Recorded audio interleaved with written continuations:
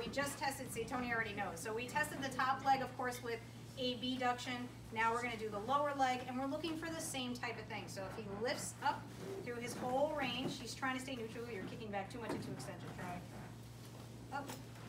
And he's actually having a little trouble holding. I'll do the correct way, the manual muscle test way. So I can hold at his inner range, and he's fighting, drop down a little tiny bit right there, and I can do his mid-range. So you might still see, relax, you might see compensations of rotation. You might see even knee flexion because they just don't want to use their long lever to get them up into that position. It's not, you can't really crank on this and lean on it. They don't really have that kind of strength. So you're still applying sort of gentle pressure and seeing where their breaking point is. But you're just gonna see a little bit fewer deviations. They're not as obvious with the adductors. But if you see excesses of internal rotation or external rotation, you might have the different adductors coming in more. Okay, this is not really something that we're going to test you on. It's more just for your knowledge.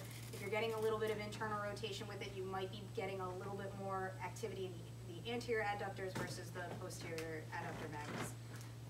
You won't really see a TFL abduction because the mat is blocking it, but if you start to see that leg move into flexion a little bit, no, I don't think you would actually.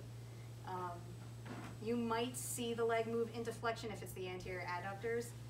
Other than that, you're not going to see, it's just not as obvious and not as often tested as the abductors. So you might see internal rotation, external rotation, you might see a flexion, but you're not going to see as much because the table is blocking a lot of it.